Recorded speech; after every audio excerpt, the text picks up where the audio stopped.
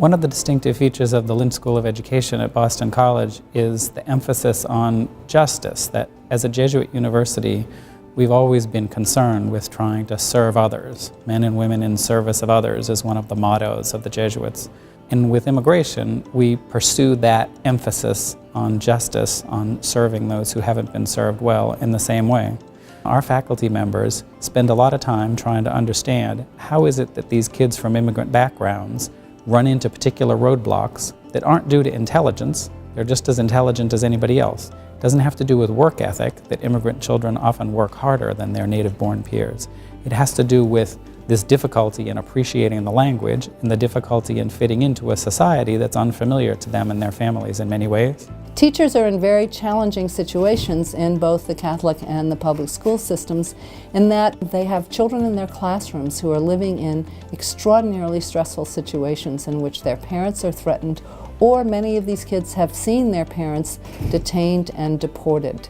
One of the projects that we launched with local immigrant organizations here in the greater Boston area was a series of Know Your Rights workshops. We could provide, if they were interested, a consult with an attorney through the Center for Human Rights or the Immigration Clinic at BC School of Law. We found that they've been very receptive to participating in these educational programs that we've been able to offer through the wonderful resources of students who work as interns in the project and serve as volunteers.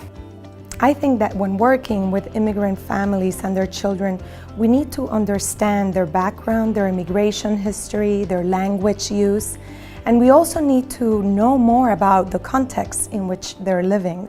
All of this information can help us create and develop more effective interventions.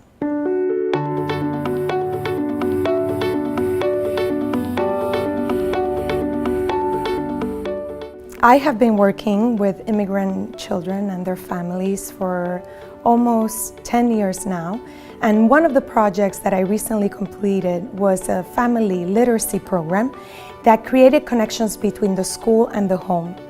One of the most important findings is that parents, immigrant parents in particular, are eager to support the learning that is going on with their children at school.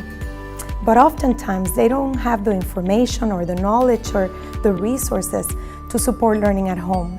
And once the families were participating in the program, they increased reading at home, and they saw the connection between what they were doing at home and what the children are learning in school. And all of that, I think, contributed to children's school readiness and also learning at school. Everybody has ideas about who they think immigrants are. They give accounts of who immigrants are.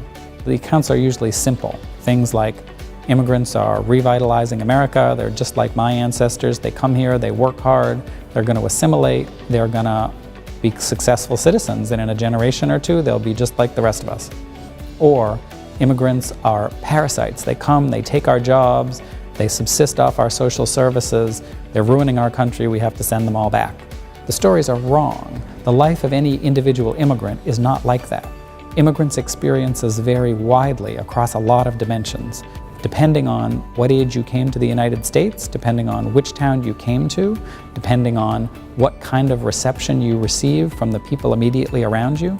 These contingent factors make a huge difference in terms of the trajectories of immigrant kids as they go through school and on into life. What we're seeing in schools today and in classrooms is an increased diversity as more immigrant children and their families are entering this country.